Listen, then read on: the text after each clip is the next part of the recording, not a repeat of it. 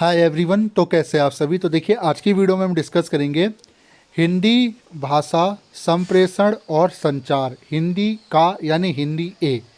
तो आज हम इसके इम्पॉर्टेंट क्वेश्चंस विद आंसर, जी हाँ, और इसका एग्ज़ाम पैटर्न, इसका पेपर कैसा आता है वो भी डिस्कस करेंगे। और जो हम बता रहे हैं इतना कर लेना, इससे बाहर आपको कुछ भी देखने को नहीं मिलेगा।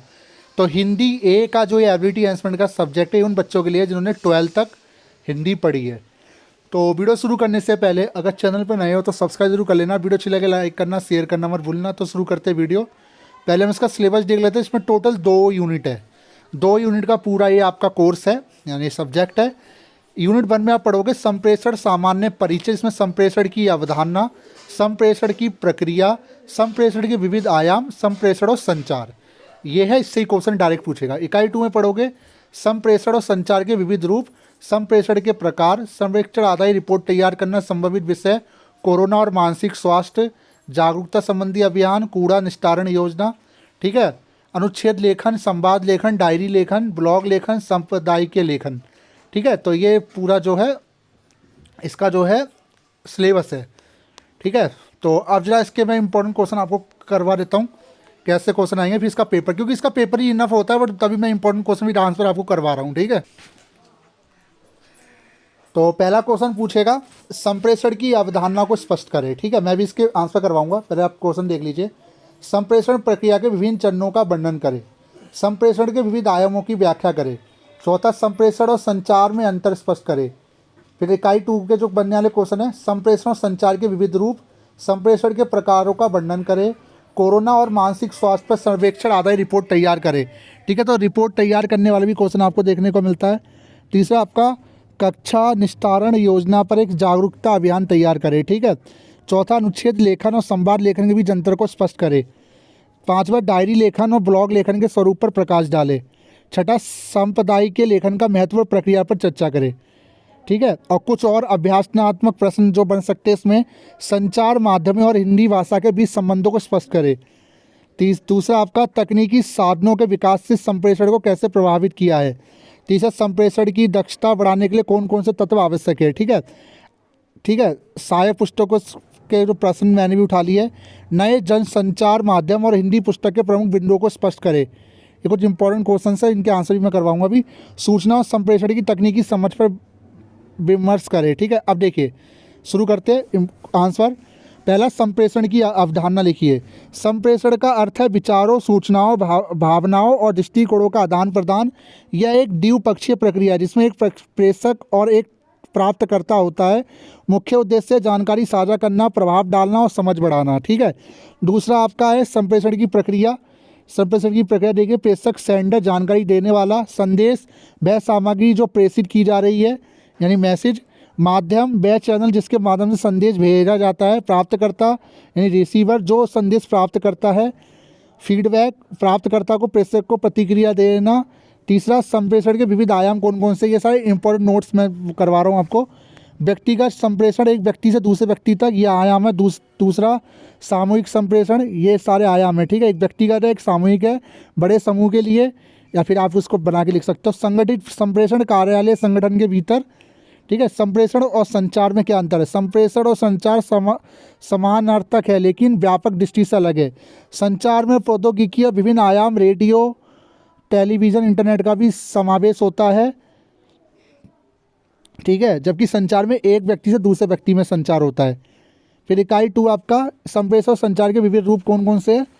संप्रेषण के प्रकार, मौखिक संप्रेषण बोलने के माध्यम से, लिखित संप्रेषण लिखित संदेश देना, गैर मौखिक संप्रेषण शारीरिक हाव भाव संकेत आदि, ठीक है। संप्रेषण आधारित रिपोर्ट तैयार करना, संप्रेषण के उद्देश्य और प्रक्रिया को समझना, रिपोर्ट में तथ्य आंकड़ों को शामिल करना, ठीक है। ऐसे रिपोर्ट तैयार करनी है। संभावित विषय कोरोना और मानसिक स्वास्थ्य, जागरूकता अभियान, कूड़ा निस्तारण, इनसे आपके क्वेश्चन बन सकते हैं, यानी कुछ इंपॉर्टेंट पैराग्राफ बताए।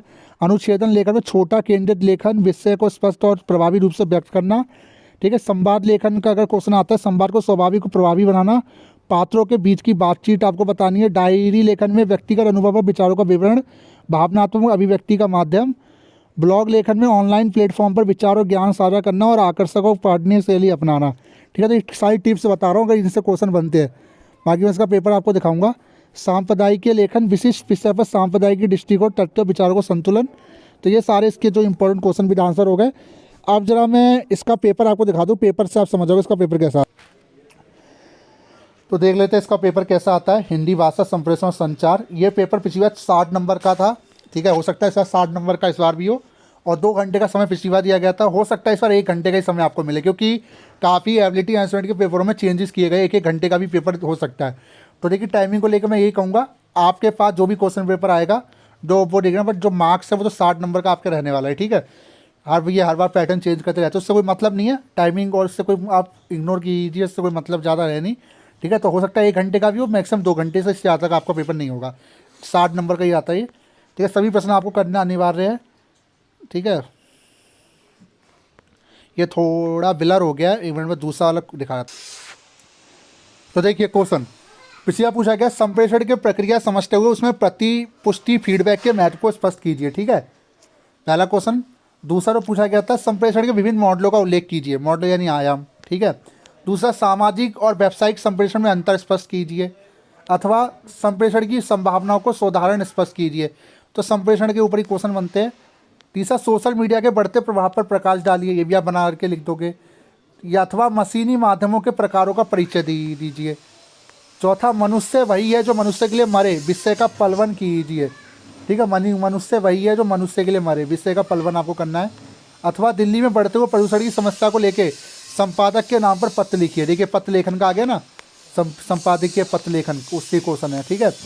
टिप्पणी लिखिए, मौखिक अथवा लिखित संप्रेषण क्या होता है, संवाद अथवा सामूहिक चर्चा, प्रभावी समाचार वजन की विशेषताएं अथवा अनुच्छेद लेखन की विशेषताएं।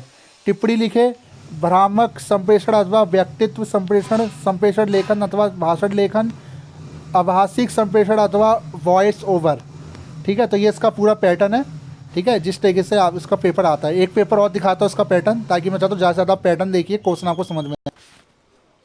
तो थोड़ा सा बिलर है, मैं तभी बता देता हूँ। संप्रेषण की अवधारणा को स्पष्ट कीजिए, अथवा संप्रेषण का अभिप्राय स्पष्ट करते हुए उसके सिद्धांतों का उल्लेख कीजिए, ठीक है। मैं ऐसे ही बता दिया, बिलर है तो क्या हुआ, सिंपल क्वेश्चन। दूसरा, संप्रेषण का अर्थ बताते हुए प्रभावी संप्रेषण के विभिन्न पहलुओं पर अपने विचार लिखिए, ऐसे क्वेश्चन ज़्यादा आते हैं।